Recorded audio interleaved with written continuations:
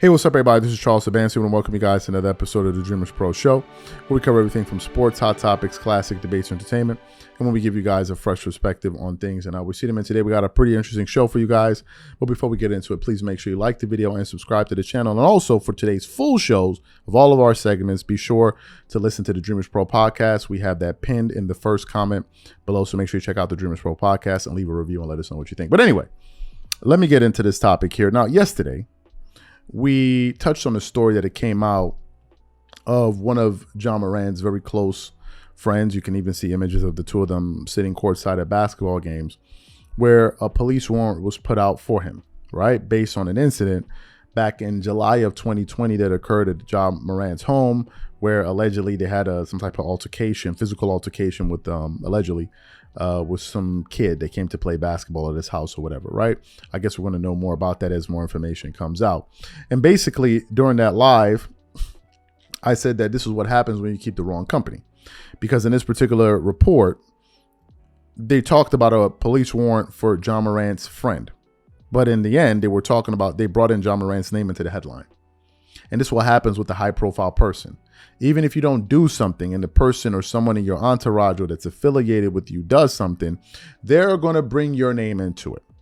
And that's why it is critical you pay attention to the company that you keep. This is quite rudimentary stuff here. It's not groundbreaking or complicated stuff for whatever reason it is to some people.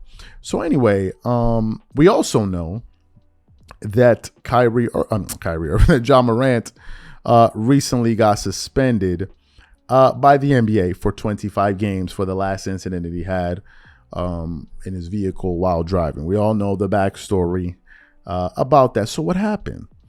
Recently this week, or just this week, the NBA commissioner, Adam Silver, he was in Las Vegas where he attended a press conference, and he was talking about a litany of things, right? A litany of things. But then I guess at some point, during that press conference, I guess someone brought up the John Morant situation and asked him about in terms of the judgment that the NBA levied towards John Morant. And when it was brought up, he emphatically doubled down on his position and why he thought that it was 100% correct for the NBA to suspend him the way that he did. But before we get into that, this video is brought to you by our sponsor, Aura, who's also the official sponsor of the T-Wolves. Do you know what the fastest growing crime in America is today? It's identity theft. Imagine trying to log into your email only to see that your password has been changed. Then you start getting weird notifications from your bank and credit cards only to find out that all of your personal and sensitive information has been totally compromised. If you think it can happen to you and your family, just know that in 2020, over 49 million Americans were victims to identity theft, costing them a combined $56 billion. That is why we are excited to partner with Aura, who's the sponsor of this video. Aura is the #1 identity theft and financial fraud protection.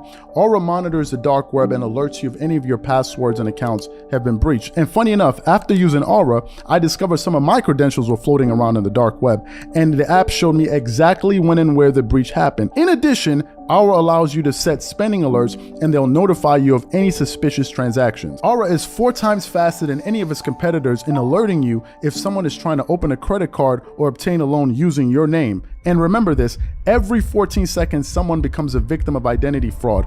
Don't let it happen to you. Now click the link in the description and try Aura for free for 2 weeks and see if any of you or your family's personal information has been compromised. Start your free trial at aura.com/dreamerspro. And when you try Aura, by using the link in the description below, also know that you're supporting this channel.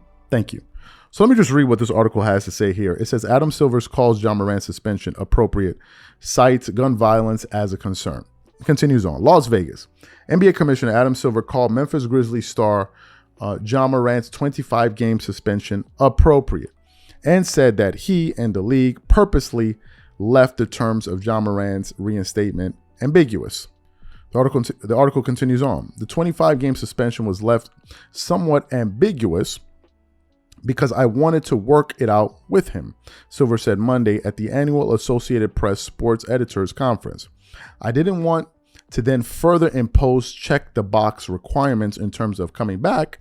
I wanted to come up with a program that was mutually agreeable in terms of him getting his life in order before he returns to NBA basketball. Morant suspended to begin 2023-2024 season because of multiple gun-related incidents in which he flashed a weapon on social media. The league previously suspended Morant 8 games after the first offense in March. Morant sought mental health treatment during that suspension. Silver affirmed Monday that Morant was continuing that treatment. As I understand it, he is continuing to seek help, and I know there's enormous pressure that comes with being an NBA player, particularly a superstar player, Silver said. NBA Players Association Executive Director Tamika pushed back on the 25-game suspension, calling it excessive and inappropriate. Silver said because it was Morant's second offense, it was necessary then under the circumstances to further suspend him. I'm certainly empathetic to the pressures he faces, but I also feel particularly around guns and the gun violence we're seeing amongst young people in our society. That is something we have to take incredibly serious. This is not an attempt to weigh in on the appropriate gun restrictions, what the gun restrictions should be, Silvers said. So basically the article goes on to say a few other things. Let me just break down what he said and just put it in layman terms. Basically what Adam Silver is saying, you're not going to mess up our money. We don't like it. We don't like how it reflects on our brand, which is the NBA. And maybe we have sponsors that don't want to be affiliated with stuff like that. So therefore, you're not going to mess up our money, period, end of story. That's it. Private industry, they can do whatever the hell they want. It's a private industry, right? And for whatever reason, some people were confused about the matter to begin with. Oh, what did John Morant do? It's not illegal to do what he did. And some of these people, for whatever reason, cannot figure out that John Morant is not employed by the state of Tennessee. So I couldn't understand why that was so complicated for some people to grasp. But essentially, that's what it is. You're not going to mess up our money. You're not going to mess up our money. Next time we see John Morant needs to be a saint. Seriously. He needs to be a saint. We need to go years, literally years, without hearing any negative story, any nonsense about John Morant. And I'm being serious. We need to go years before we hear something like this. Like the stuff that has happened or that has transpired over the last 12 months is enough bad press for an entire NBA career. So I just hope we don't find ourselves 12 months from now, 6 months from now, whatever it is, discussing John Morant with another story. Now, there's some people, and there are people out there that feels like this guy hasn't learned his lesson, that feel like the 25 games was not enough. Some people were voting for half a season. Some people went as far as saying the entire season. So there's some people out there that thinks he's going to he's going to regress. He's not going to be able to see himself through this process. I'm not one of those people. I hope that he figures out his life. I hope he gets away from the nonsense and he goes on to have a great career, because I gained nothing from him going through something like that, to be quite honest with you. Like, no one gains anything from that unless you personally don't like the guy. But as you heard right there, the NBA commissioner was not coming off of it, because the person representing the Players Association is representing the Players Association. The commissioner is representing the entire league. Two totally different things. So I 100% understand his position there, right? You're not going to mess up your money. You're not going to do it. And there's this kind of perception out there. Oh, you need Ja. You don't need nobody. Let me tell you guys something. There are players coming into the league every single year that have a chance to become a star. Now the new talk of the town is Victor Wembanyama. That's the new guy. And in a few years, it'll be somebody else. The train will keep on rolling.